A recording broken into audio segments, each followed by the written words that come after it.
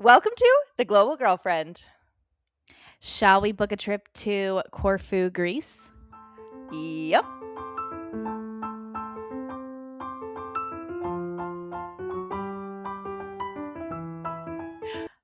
All right, everybody, welcome back to The Global Girlfriend. My name's Brianna, And my name's Morgan. and we are your hosts for the Global Girlfriend podcast. We are a podcast for women who live abroad, travel a lot, and all of the stories and wonderful things that go into that crazy lifestyle. And we have been on a little bit of a break. We haven't seen you in a few weeks because some very exciting things have been going on. Morgan, where have you been? Guys, I have been in, well, Texas, but I got married. And so, huge life event. It was a dream. And honestly, I'm living in Texas, grew up here, and had the wedding here, but we treated it like a destination wedding. So most of our guests were out of state, out of country. And so we tried to plan all these different events. And so people could really experience kind of that Texas culture. It was just the best. So been busy with that and then also just recovering because it's just been so many events. Um, we also had an awesome little Zoom part of the wedding. So Brianna and some of my other international friends and my grandma and Danny's grandma could join via Zoom. So it was the best. So yeah, we've been a little bit busy. And Yeah. the ceremony was so beautiful. I want to know, what was it like having so many people from so many international chapters of your life in your hometown? What was that like?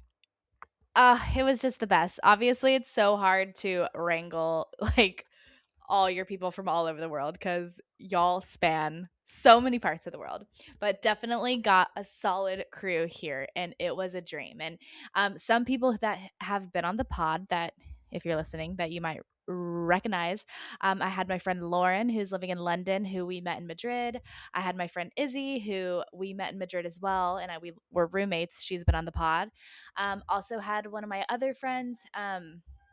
Who is from Portugal, lives in London. Her and her boyfriend came, and then one of my really great friends, Ruby, as well, who we met. She's from England, but we met working at festivals in Albania. So it's just so cool. Like, I mean, you like even just like that story. You like we were randomly roommates at this random festival in Albania by chance, and became great friends. And to have her here in Texas, have Izzy finally, like, she stayed in my home, like, it just was so amazing. And having that paired with like my family, you know, I have a couple high school best friends still, and like childhood and college. It was just truly, it was the best. And so super cool and just so natural. Um, I just feel like uh, it's such a special time. There's no other time that you'll have all these people from different chapters of your life. And um we were also just like we care so much about intentionality and selecting these people who are in our lives or who have, have these huge impacts on our lives at different chapters. I could just go on. It was a dream. Um like seriously honored for to have all these people come all the way for our wedding. It was amazing. And I've seen so many photos and videos. Not so many. I can't wait to see more, actually. But of the photos and To videos come. that I have seen, it looks like it was just such a beautiful day, and it was so you and Danny in terms of like the decor and the sort of whole setup and the flow of things, and it just looked like an absolutely beautiful ceremony. So make sure you're following Morgan on Instagram so that you can check out what a beautiful international wedding looks like, because you guys absolutely nailed it. Oh, thanks. Yeah, I'm a little bit slow, but hopefully I'll get to posting soon. Stay tuned, everyone. Well, um but s- yeah. anyways, yeah. No. But anyways, you go. Sorry. Oh, no. So I mean, yeah, we've been gone for a while, but it's been a wonderful break, obviously, for Morgan, and we're excited to get back into it as we head into the summer season. We have a very exciting episode for you today. We are talking about the Greek islands. So between Morgan and I, we've been to definitely over a dozen Greek islands. We feel like we are experts on the topic. We have gotten there by plane, we have gotten there by boat, we have ridden across the islands on motorcycles, on four wheels, on public transportation. So we are your experts on all things Greek islands. Today's episode is going to focus on having us share with you how to make the most out of your Greek island summer. There are thousands of Greek islands. It can feel very overwhelming when you're trying to figure out, where do I book? What do I go? Do I go to the beach? What restaurants should I eat? What foods must I try? How do I have my Mamma Mia dream girl experience? And we're going to help you with all of that. Yes, So, we are. 'Cause, I guess actually this oh, wait, this is so perfect because I was actually voice noting one of my besties today, and we were talking like, Danny and I were originally gonna do part of our honeymoon in Greece, and we're like, "Ah, logistically, we just decided not to in the end." And she's like, "Oh my gosh, every time I try to plan a Greek adventure, like, holiday," she's like, "I get overwhelmed, and I don't there's so many islands, and I don't know what to pick." So perfectly timed, I would say. absolutely. And it is definitely time to start booking things. So listen to this episode and Mhm. then get on the travel websites and start booking stuff. So I guess to like jump right into it, the question that everybody wants to know is, what islands should I go to? And I think there are three sort of very, or at least two very popular islands that we will talk about. And then we will talk about perhaps some lesser known ones. So if you are going to Greece, I'm sure you want to go to Santorini and you want to go to Mykonos. Those islands are popular, they are touristy for a reason. I actually have been to neither. So Morgan, I'm gonna I'm gonna throw this one over to you. What are your thoughts on Santorini and Mykonos? What can people expect? Should they go? What are your thoughts? Okay. Beautiful questions. Beautiful questions. So I have been to both of them. Yes. So it's hard having gone to it. Beautiful experiences.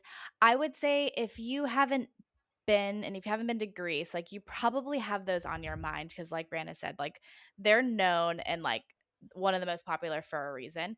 So I do support you checking it off your list if you're just like, it's in my head, like I have to go to Santorini. It is beautiful, but I will say I went in the very off season, like end of September and like basically October.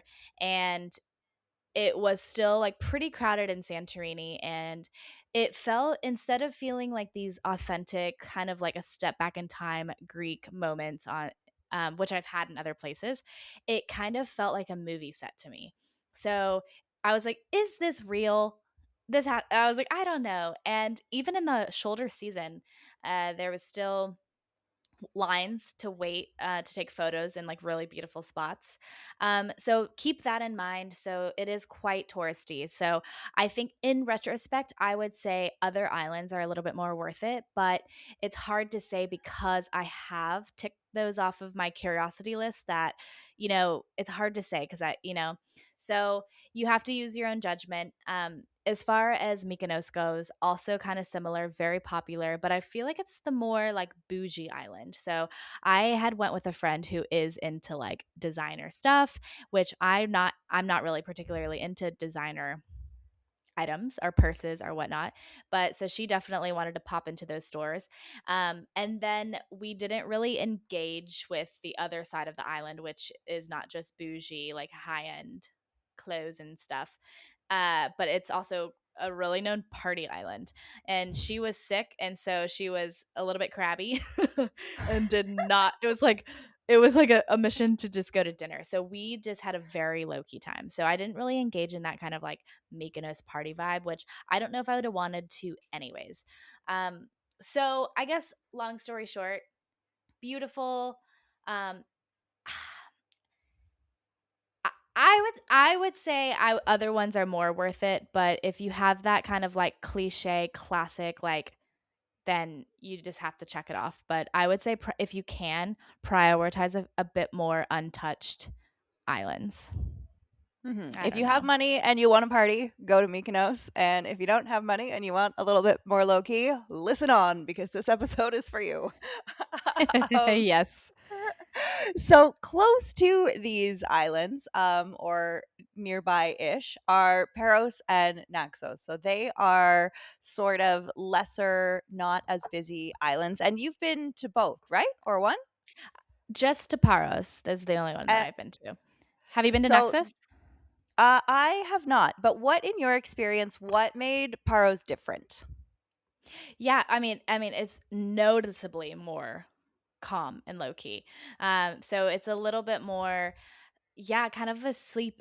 We didn't stay in the main city, so that could be part of it. But the main, like, I forget what it's called, but one of like the main cities is super cute, like restaurants, a little bit more life to it. But we stayed in a very low key area, like right on the water, and it felt just very sleepy. Like, it had, a few restaurants lined up right on the water that we'd just like stroll on over to, and more low key. And I liked that one a lot more. Um, but those 3 are really my only experiences of Greek islands on the east side. Then we'll get to the west side another time. But okay, but you've been to so many. So I'm Yeah, curious, I've been. like, share a little bit about that. Yeah, so I very fortunately have been to quite a few Greek islands, and many of them sort of the lesser known ones. And I've had an incredible experience. I've never been to a Greek island I don't like. What a blessed thing to be able to say. But Yes. but I have definitely been to some of the more small, lesser known islands, sort of all over the region. And my favorite islands are the ones that are a little bit less busy. My favorite Greek island is Skopelos, which is where they filmed Mamma Mia. That's not why it's my favorite, but that Skopelos. is a favorite island of mine. So there's a little sort of trifecta of islands: Skiathos, Skopelos, and Alonisos. And if you are going for a week or 10 days, I recommend going to those 3 islands because you can have the Mamma Mia experience. The beaches are quite beautiful. There's a really big difference. Skiathos is a little bit more party. Skopelos is like a nice blend. And then Alonisos is pure, beautiful beaches and nature. So that has been one of my favorite summer Greek island trips that I have done, which has been amazing. But I think what is important to sort of talk about is that idea of, if you're deciding whatever Greek islands you go to, you're going to have a great time. But I think it's very, very important to be realistic about how many islands you go to. If you are only Yes. going to the Greek islands for 5 days, go to one island. If you're going for a week, maybe two. If you're going for 10 days, 14 days, then maybe three, because the islands are actually quite big.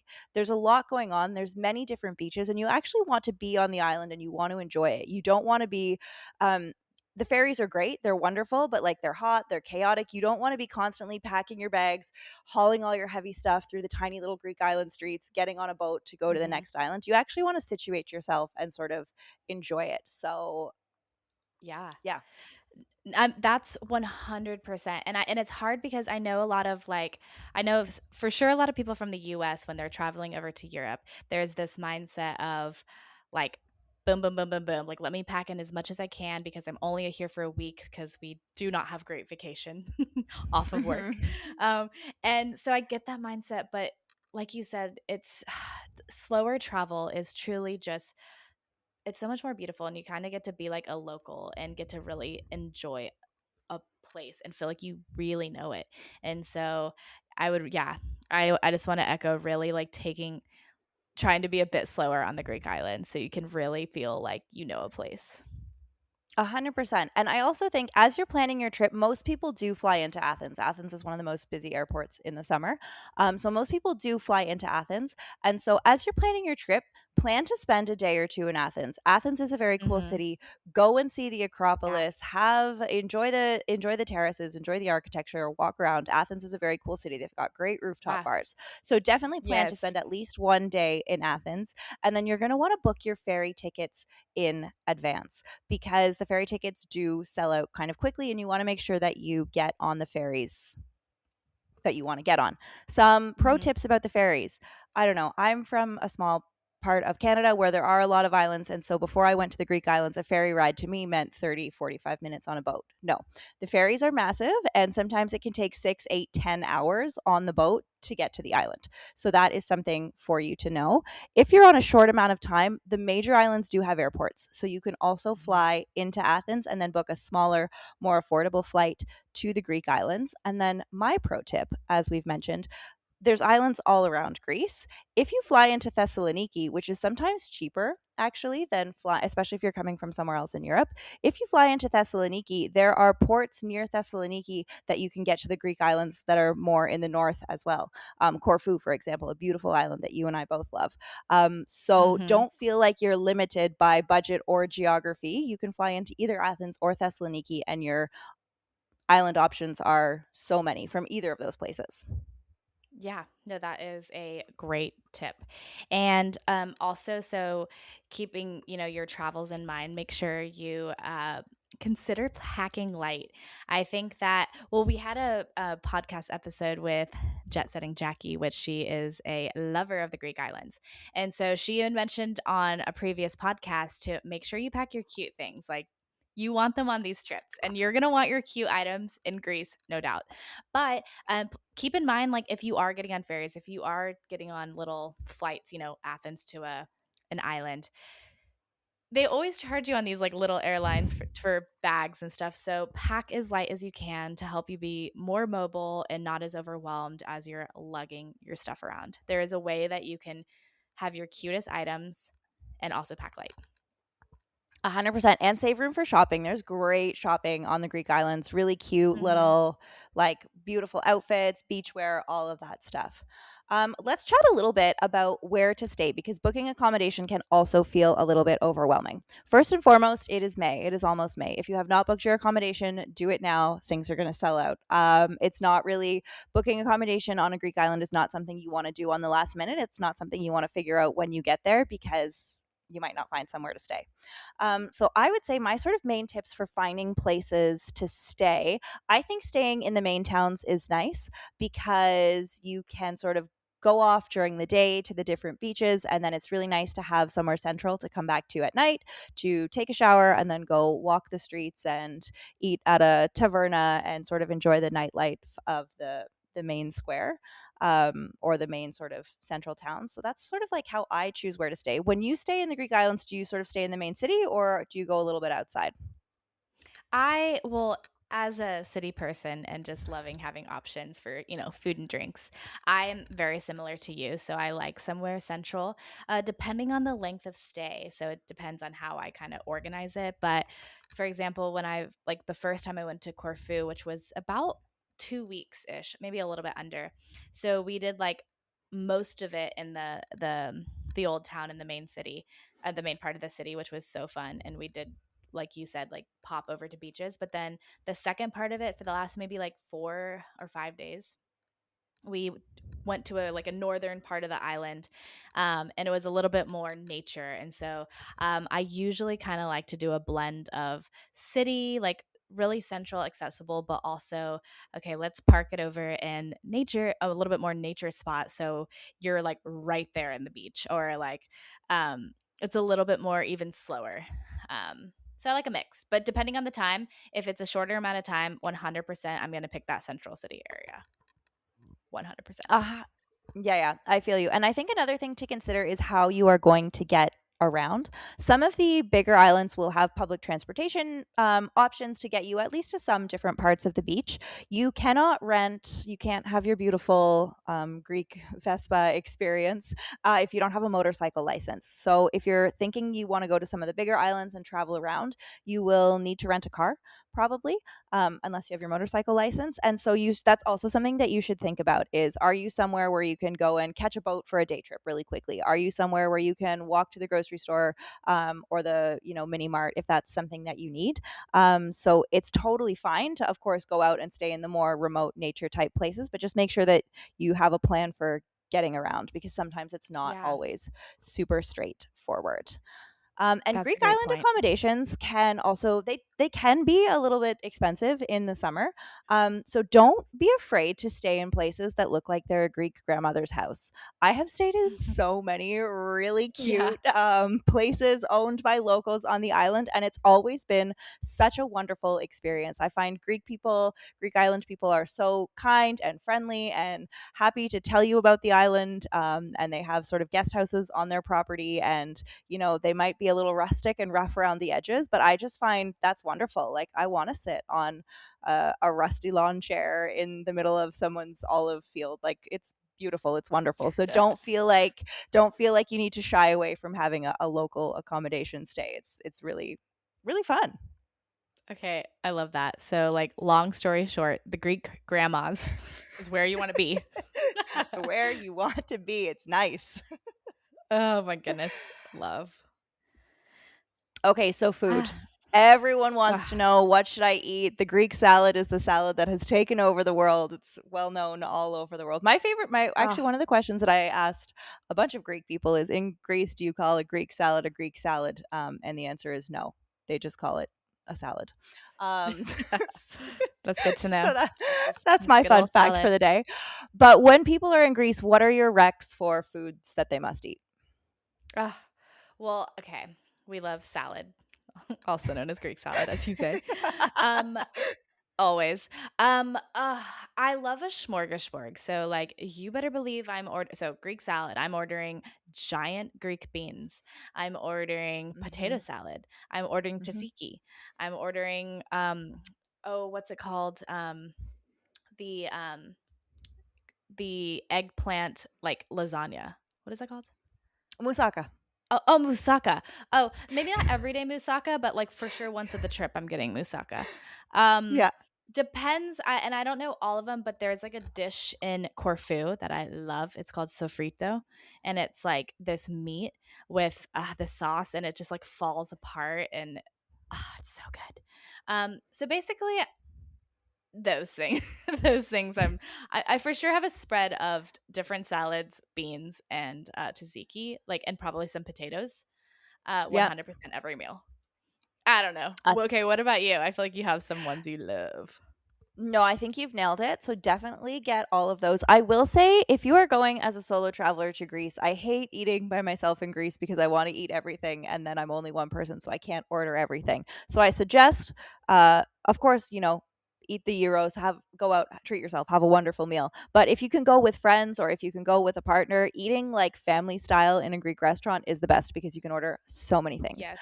Of the things that you miss, they have these like zucchini balls, zucchini fritter things. Incredible. Dip it in the tzatziki. Amazing. Other Oh, things, they do a feta cheese that is kind of like fried and wrapped in toasted sesame seeds, and then they sprinkle honey on top of it, and it's I served forgot about warm. that. Game changer. Like, I dream about it. I dream about it all the time. It's so freaking good. I'm so Um hungry right now. That sounds so good. So, so good. There is, in terms of things to drink, there is a wine that has a very distinct flavor. I love it. Not everyone loves it. It's called Ritsina. I will absolutely, and it comes in a really Mm, cute little bottle. So I like to order that with my beautiful spread of different Greek appetizers. And we have to talk about the coffee, because Greek yes. coffee is famous.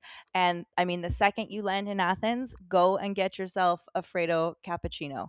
I don't know how to explain it. Yes. The Greeks do a cold cappuccino better than anyone, or a cold espresso if milk's not your thing, Fredo espresso, better than anywhere I have ever been. I am like 2 to 3 a day.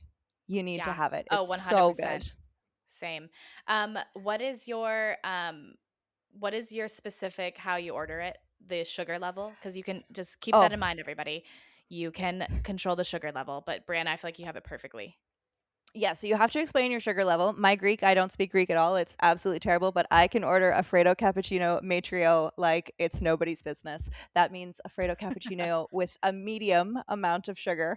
If you want That's where less you or wanna more sugar, be. I'm sorry. I can't help you with that. But, No, but if no, you want a just Fredo cappuccino matrio, incredible. So, so good. And then they also have these incredible. cute little, like, patisserie bakery sort of things. They do like a lot of different sort of sesame coated pastries, which are really good. Like a perfect Mhm. breakfast in Greece for me is like going to the little patisserie, getting some sort of bread product coated in sesame seeds, and then popping and getting a Freddo cappuccino, and like literally the best way to start the day. The best. You're just like F caristo, right? Wait, Yeah. that's how I say thank you. Efari- Efkaris Efaristo, how do you say? yes. Oh, F E- oh, okay, I'm, like, literally pronouncing it. Okay, say it again, please. Efaristo. Efaristo. Efaristo. Yes. There you Okay, go. I You're feel like all I did set. that like You a can say thank I you feel and you like can I order did a it coffee. I feel like I was doing a bit of an Italian accent, but I'm gonna work on it. We love it. Food Um, is so important. I feel like and how you mentioned family style, like, I just feel like the Greek people and their relationship with food, it's just so communal, and it's just, let's just gather and, like, let's just I mean, opa, you know? yeah, make an evening out of it. It's really Absolutely. it's awesome. It's such an important part of the culture, and so absolutely take advantage of it. Also, if you don't want to sit down at a restaurant, those little €5 euros, incredible. They put the French fries in the wrap, Ugh. game changer. Oh, So good. essential. Oh, yeah. Yeah, Yeah, I mean, that's essential, I would say. yeah, Good call. 100%. That with a cold Coca-Cola on a travel day, incredible. Let's chat a little bit about sort of common mistakes that people make, or maybe some things that people might want to avoid. Do you have some things that come to mind when you think about like, oh, that's a kind of common mistake? Yeah, I think the first one, which we've already touched on, but we really just want to echo again, is trying to do too much. Like, um, I feel like there's a slower pace in general in Greece and especially on the islands. And it's like this pace where you just want to take a moment and really enjoy. And so I think it could be too hectic and a little bit overwhelming and super tiring if you really squeeze too much in. So really just slow down and just try to do a more local slow travel, and I think you'll find that to be more rich than squeezing it all in. Okay. What 100%. about you? And yeah, yeah, I would say the same thing. Also, only going to the famous islands. Like, there's so many really wonderful smaller islands. If you see a small island and you're curious, do a little bit of research. Like Leros, a very not super popular touristy island, one of my favorite islands that I've been to. Just stunning views, wonderful hikes. Like, it was amazing. So don't only go to the famous islands. Do your research, and I promise, even the smaller islands, you're going to have that same magical experience. Love that, love that. And then also, make sure you book ahead. So if you're trying to go in like classic summertime, so what, June, July, August, you're absolutely gonna want to book ahead because there's just a small amount of, I mean, the islands don't always have endless options. But also, with that, I would say kind of just mentioning like the high season, the summertime, which is iconic. But I would also, with booking ahead, I would also maybe consider going at a shoulder season. I love off season travel. And so I would consider going at like May or September, because you still could have pretty great weather during those times, but Hmm. maybe a little less busy. But still book ahead if you can. Totally. Totally. And then the last sort of thing that I want to add is it's super hot in Greece in the summer. So don't ignore that. Spain is not the only country that has siesta culture. Greeks also have siesta culture. So you'll find that a lot of things are closed in the middle of the afternoon. Things will close for a couple of hours. And it Mhm. is quite hot. So either plan to be at a beach and in the sea, or taking a little afternoon siesta, because it's super, super hot. And Greek people do tend to avoid the hottest part of the day. Oh, that's a good thing to keep in mind. So, I guess as we start to wrap things up, our sort of final takeaways, I'm trying to think if we missed anything that are important for you to know. I would say my important thing for you to know is that the ferries, just to sort of paint a picture for what to expect, it's very different than any ferry that I've mentioned. So, it's super busy. So, when you get to the port in Athens, make sure that there's tons and tons of ferries. Make sure you find your boat, make sure it's the right boat. When you get on, it's going to feel like this big, like the start of a marathon or something. There's like all of these people with all of their stuff, and you just elbows out, get on that boat. And the same thing when you get off. So as you notice that you're pulling into the island, to avoid the crowd, get sort of down and ready to leave. And you kind of feel like it, like a cow, or like a cattle, uh, trying to get on and off. It can be a bit rushed and a bit panicked. And so when the sort of ferry thing comes down, everyone also rushes off the boat to try and get the taxi first, try and get to their accommodation. So just I just wanted to paint that picture for you. It's not necessarily this casual, relaxed, oh, I'm getting on the ferry. Like it's a bit intense. So just know that. That's my expectation I wanted to paint for you. Do you have anything else that we maybe missed or Okay. didn't touch on? Couples just small things. I think Yeah, I yeah. think maybe bring just un poquito, just a little bit of cash. I think that sometimes, like especially if you're on a less popular island and you happen to go to this random tavern on the side of the road that's run by a grandma. Um, a lot of places take cards these days, but I would say it's always good to have some euro just in case. So maybe just a little bit of cash, and then I also just think leaving room for spontaneity. Like we've talked about booking ahead for your accommodation, and maybe there's some crucial things you want to do, but like, I don't know, leave some room for some spontaneity. Like you could get a massage on the beach, you could rent one of the four wheelers. Just, be open and see kind of what's calling to you. Because those are like the really special moments that you didn't totally expect and incorporate in.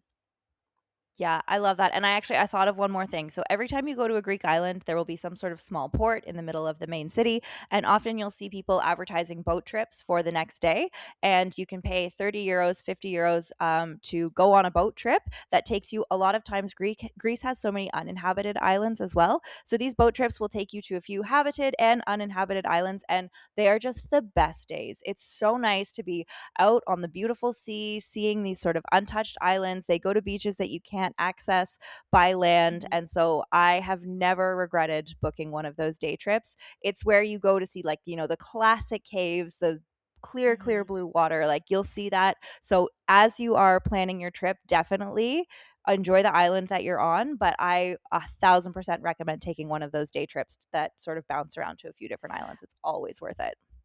That okay, that's great advice. Because also people I think that Greece has been the clearest, most turquoise blue water I have ever seen in my entire life. Like, it will knock your socks off. It's amazing.